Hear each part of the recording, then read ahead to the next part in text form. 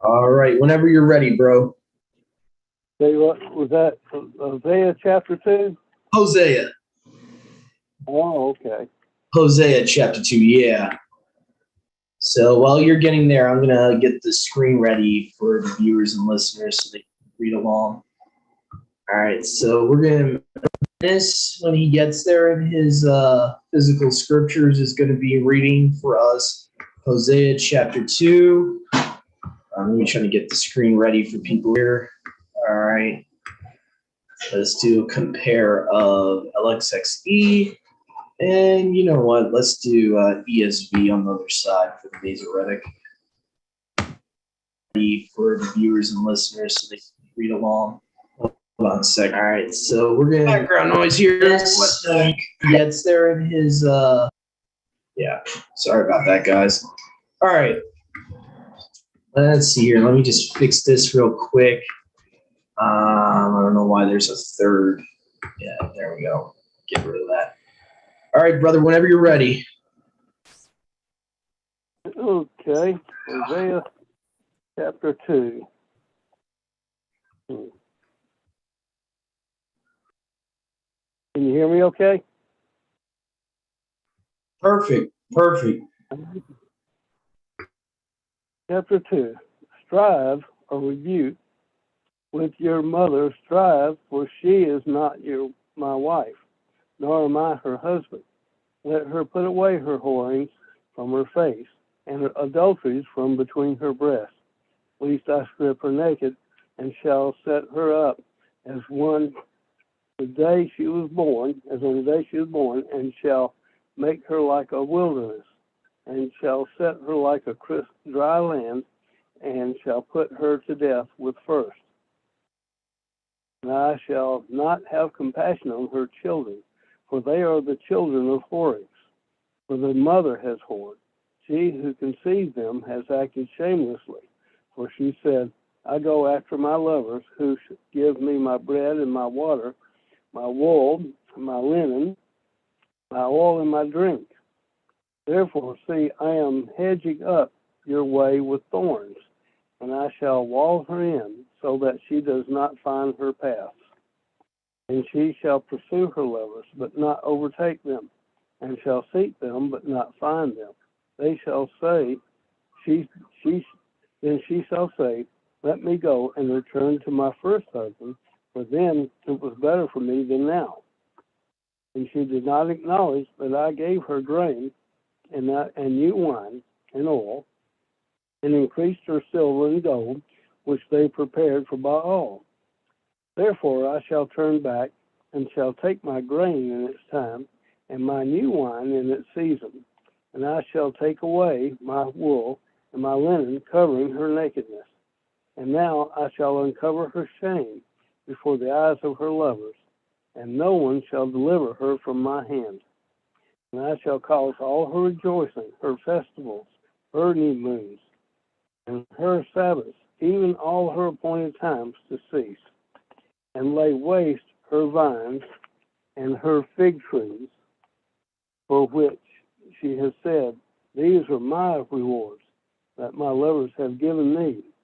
And I shall make them a forest, and the beasts of the field shall eat them. And I shall punish her for the days of the Baals, to which she burned incense and adorned herself with her rings and jewelry, and went after her lovers and forgot me, declares Yahweh. Therefore, see, I am alluring her, and shall lead her into the wilderness, and shall speak to her heart, and give to her vineyards from there, and the valley of Achor as a door of expectation. There she shall respond as in the days of her youth, as in the day when she came up from the land of Mitzrayim. And it shall be in that day, declares Yahweh, that you shall call me my husband, and no longer call me my Baal. And I shall remove the names of the Baals from her mouth, and they shall no more be remembered by their name. And in that day I shall make it a covenant for them with the beasts of the field, and with the birds of the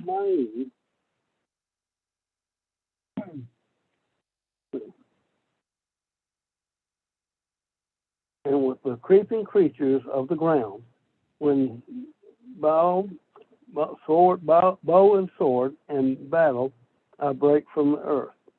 And I shall make them lie down in safety. And I shall take you as a bride unto me forever, and take you as a bride unto me in righteousness, and in right ruling, and kindness, and compassion. And I shall take you as a bride unto me in trustworthiness, and you shall know Yahuwah. And it shall be in that day that I answer, declares Yahuwah, that I answer the Shemaim, and they answer the earth, the rits, and the earth answer the grain, and the new wine in the oil, and they answer Yisrael. And I shall sow her for myself in the earth, and I shall have compassion on her who had not obtained compassion, and I shall say to those who were not my people, you are my people, while they say, my Elohim. Resting.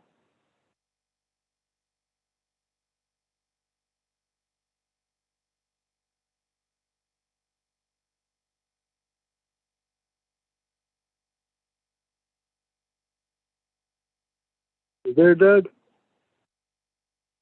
Yep. I was just listening as you were reading along. Wow. Yeah. How many changes? Woo.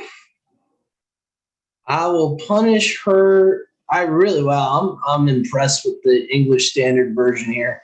I will punish her for the feast days of the Baals, when she burned offerings to them and adorned herself with rings and jewelries, and went after her lovers and forgot me, declares Yahuwah. It's very interesting that the ESV would translate it that way, since it's what is the ESV law? Mom's supposed to be like a super evangelical Bible, like the English. I'm not really sure, to be honest with you, because I know people that use that Bible that you would never think if it was for evangelical. I know some people that rely on it that would surprise me then, you know what I mean? So I don't really know. I think it was just one of the many Bibles that they came up with to make, reading a little easier for people to do, like the NIV, I guess, was one of the first ones like that they did, but.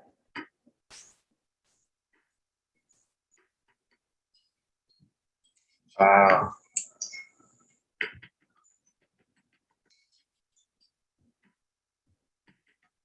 will punish the feast days because it talks about the jewelry, adorning herself for these idols. Therefore, behold, I will allure her, I will bring her in the wilderness, speak tenderly to her. I will give her vineyards and valley of Kor. Goes on and on. Says, this is the one I always make a note of, is verse 16. People say, well, what's wrong about calling Yahuwah our master or Lord, and that isn't he our master? Well, I'm going to show you this, that even in a general consensus, Yahuwah doesn't desire to be our master. He desires to be our husband, spiritually speaking. Okay, so this is Yahuwah's words, not mine. In that day, declares Yahuwah, you will call me my husband and no longer call me my Baal. So there is no longer my master. Even if you want to say that supposedly, I know the argument is Baal also means just master in the Masoretic Hebrew. That's fine. That's fine. Either way, he's saying, don't call me my master. You're no longer going to call me master, in a general sense. So either way. But I personally believe it's not just talking about calling him master. Baal, Adonai, Hashem, all these are Baals, names of Baals. And I'll show you why I believe that, because in the next verse, he even gives you the context of what verse 16 is talking about. I will take away. Who's going to take away? He is. I will take away the names of the Baalim out of her mouth, and their names will be remembered no more. So for those of you that think Yahuwah's pleased with us calling him Adonai and Hashem and Jehovah and this name and that name that's not his name, I would ask you that you should really humble yourself, pray about this before you suggest that he's okay with that.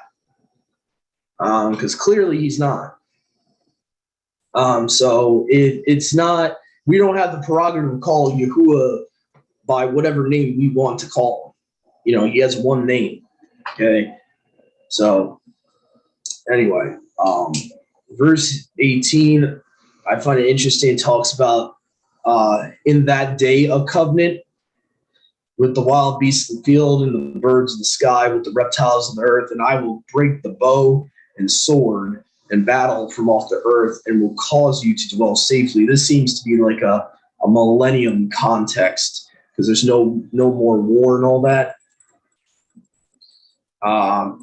You could say that's a new heaven, new earth. To me, that's a little weird if that's new heaven, new earth, because there's no hint of a fully restored earth in that verse. So I personally believe that's talking about that Yahuwah is going to make a covenant with them, that no longer are they going to break the bow and all of that and make war, which you see that in other places like Isaiah, Jeremiah, is a millennial context. 19, and oh my goodness, YouTube, go away. All right. And I will betroth you to myself. Now, to me, this is clearly talking about, the marriage supper at this point. I will betroth you to myself forever. Yea, I will betroth you to myself in righteousness and in right rule and in mercy and tender compassion. I will betroth you to myself. But I thought Yahusha is supposed to be the husband. Interesting. Saith Yahuwah. Okay, I will betroth you to myself in trustworthiness, and you shall know Yahuwah. And it shall come, then it talks about it in verse 21, and it shall come to pass in that day, says Yahuwah, I will hearken to the heaven and shall hearken to the earth. And the earth shall hearken to the grain and the wine and the oil, and they shall hearken to Jezreel. I will sow her to me on the earth. I will love her that was not loved. I will say to which was not my people, you are my people, and they shall say, you are Yahuwah, my Elohim. And of course, Mazarites, whenever they have a chance, they take out Yahuwah's name there, of course. So what's interesting here, though, is that this is the concept of pretty much what the good news is. It's about Yahuwah. It's about Yahusha taking back his bride. It's about the son and the father taking back his wife, his bride. He always wanted to take Yasharal back, even when we backtrack to Jeremiah 3. How can he take Yasharal back when he divorced her? If she comes back to him and he's still living, right? If he's still alive, it's an abomination for him to take her back. But if he dies, if the first husband dies, okay, then he is able to take her back. And that's the whole mystery of the good news that Paul talks about. That's the whole mystery. The same husband from the Old Testament, from the first covenant, has to be the new husband. You're not first of all, that doesn't even work. And this is why I believe there's a huge problem. When you don't accept the oneness, you're going to have a problem with the remarriage in the new covenant. Because first of all, it says she can only go back to him if the first husband dies. It doesn't say if another person dies and then Yahuwah could take her back. If the person that died is not the father, not the first husband, then you have the problem of someone else that was not the first husband died, and Yahuwah cannot take Israel back. See what I'm saying? So there's a huge problem. This is where I would say, and this is just my opinion, I'm not trying to shove this down anyone's throat, but this is my opinion. This is the major problem with not accepting the oneness. of Yahuwah and Yahusha as the same exact person. This is the biggest problem you're going to have. You're going to have to reconcile in your own walk, in your own theology, how does this work if they're not the same person? If the first husband did not die, how are you going to reconcile that? Because it cannot work. According to Torah, it cannot work. You can't have another person who is not the original husband die. So either you realize that they're the same person. The only other option I could see from the other side point of view, playing devil's advocate, is that the father was never the first husband and the son was the first husband. You see what I'm saying? Like, that's only two options you have, because you know what I'm saying? I personally, in my opinion, humble opinion, believe they've always been the same exact singular physical entity, same person, and that's how you reconcile that. The first husband did die. The father did die. The father came as a human being. He took on flesh, became a human being, known as Yahushua the Messiah, the son of the Father. And I truly believe they've always been one in heaven. They've always self-existed. The Word was with him and was him. John 1:1. I think that's clear enough from John 1:1, the oneness there. But anyway, I was not trying to go on a rabbit trail there, but I'm just saying that's one of the biggest problems when you have not fully accepted the oneness yet, because you're going to have to reconcile in your mind, how does this work? How does that work? How the new covenant? How does the new covenant work out if Yahusha's blood, the Son's blood, is the blood of the new covenant? I've seen a lot of people reject the New Testament because of this problem. I see a lot of people that cannot fully accept this, and they reject the Brit Hadashah because of this. So I do think to a certain extent it is important. It's not something that is a non-factor, because if it was a non-factor, people that could not accept the oneness should not be going to a Old Testament only Hebrew belief system. If it wasn't that big of a deal, if you understand what I'm saying. So obviously it's somewhat of an issue if a lot of people are rejecting Paul, New Testament, because they cannot reconcile that the Father and the Son are numerically, physically one. Okay, that's I don't know. I'm just sorry about that rabbit trail, but I just have to get that off of my chest. I think that's a major problem with the remarriage and Israel becoming his bride again. You're going to have a problem with that. If you don't fully understand the oneness yet, you're going to have a problem with that, because that's the major number one issue. And that's probably the reason I came to this belief that I believe is because of that, realizing according to Torah, the original husband had to die. He had to be on the stake. If the original husband wasn't on the stake, then there is no salvation for his original bride. There's no bride in the millennium. You have the wrong person dying then. So which according to Torah, the first husband has to die for that marriage covenant to be null and void. According to, what is it, Romans 7? I think Romans 7 talks about it. Talks about that she's as long as her first husband lives, as long as the husband lives, she is bound by the law of her husband. Mm-hmm. So the only way we're not bound by the first covenant, the law of marriage of the first covenant, is if the first husband died. Right. So that's what I'm saying. So I think there's a major issue if the first husband did not die. In my opinion, there's a major issue. So let me see here. So I think we did Matthew chapter 4.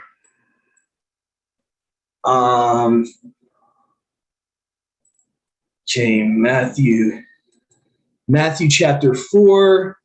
And I think I'll just read it for us just for time's sake. And we don't really have any other portions left. I'll read Matthew chapter 4 for us. Ooh, got a little back pain today. That's great.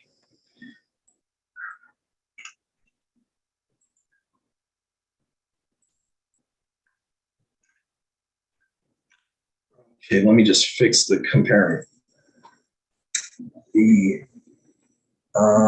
Let me fix my compare view here.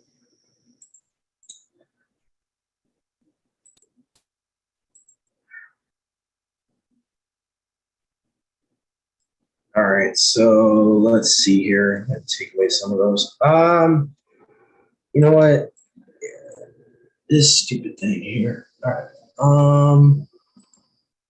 Actually, I want to compare it with the Aramaic here.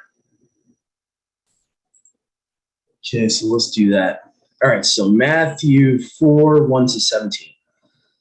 Okay. Then Yahushua was led up by the Spirit into the wilderness to be tempted by Satan or the devil. But he fasted 40 days and 40 nights. Afterward, he was hungry, and the tempter came and said to him, "If you are the son of Yahuwah, command these stones to become loaves of bread." But he answered and said, "It is written, a man does not live by bread alone, but by every word that proceeds from the mouth of Yahuwah." Then the devil took him to the set-apart city and set him on the pinnacle of the temple. So, and again, this is very controversial, whether it was a vision, whether it was literally there. It depends on your translation. I think possibly it's very possible that literally that could have happened. But anyway, verse 6, and said to him, "If you are the son of Yahuwah, throw yourself down, for it is written, he will command his messengers concerning you, and they will carry you upon their hands, lest you strike your foot on a stone." And Yahushua said to him, "Again it is written, you shall not tempt Yahuwah your Elohim."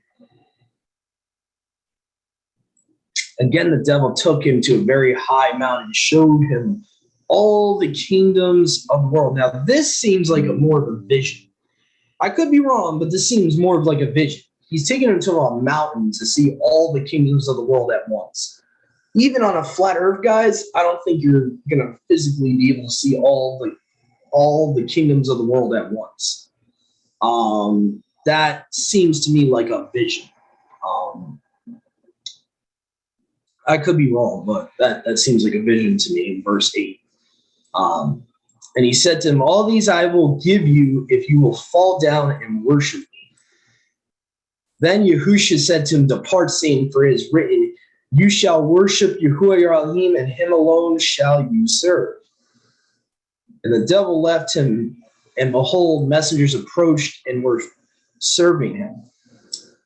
Okay, so now we're going to Capernaum. But when Yahushua heard that John, or Yochanan, had been delivered up, he departed to Galilee, and he left Nazareth and came to dwell in Capernaum by the side of the sea, and ordered in the borders of Zebulun and of Naphtali, that the thing which was spoken by Isaiah the prophet would be fulfilled, which says, "The land of Zebulun and the land of Naphtali, the way of the sea, the crossings of the Jordan, Galilee of the Gentiles. The people who sat in darkness, having seen the great light, those who were sitting in the region and in the shadow of death, to them the light was dawned."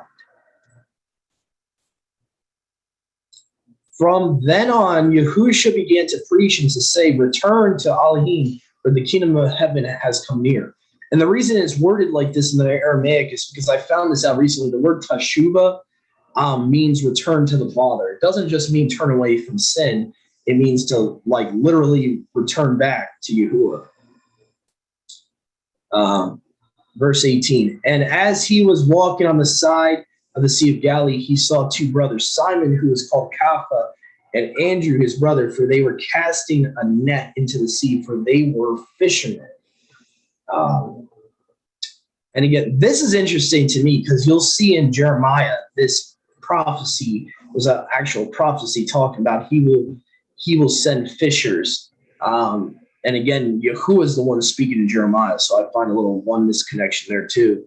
Yahushua said to them, "Come after me, and I will make you to become fishers of men." And I'll see after this chapter if I can find the Tanakh verse from Jeremiah. that I'm referring to. And at once they left their net and they went after him. And when he passed from there, he saw two other brothers, Yaakov ber Zebedee and Yochanan his brother, in a boat with Zebedee their father, who were setting their nets in order, and he called them. And at once they left the boat and their father, and they went after him. And he teaches, so Yahusha teaches and makes whole the diseased. And Yahusha was traveling about, oh, my bad, I went past our reading, but so anyway, it's a pretty interesting portion here, verses 1 to 17. So what I think was very important was to show, obviously here, that repent means to return to Yahuwah, verse 17 in the Aramaic. And obviously we see the multiple temptations of Satan. So anyway, that's the end of our portion for today. Hopefully you guys got something out of this. And but that's it for today. That's all we have. Please stay tuned, Yahuwah willing. If we have any time later today, I would like to finish that Exodus study.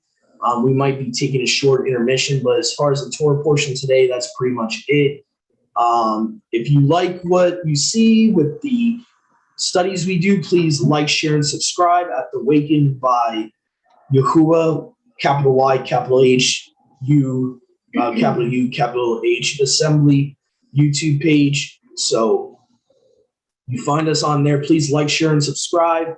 Please click on the notification bell so you'll be notified whenever we do a study. So, and thank you for joining us, and to the rest of our brothers and sisters out there today, in Yahuwah Almighty, Yahushua Messiah, have a great rest of your Shabbat. Shabbat Shalom. And we'll see, Yahuwah willing, we might be able to get back on for a little bit after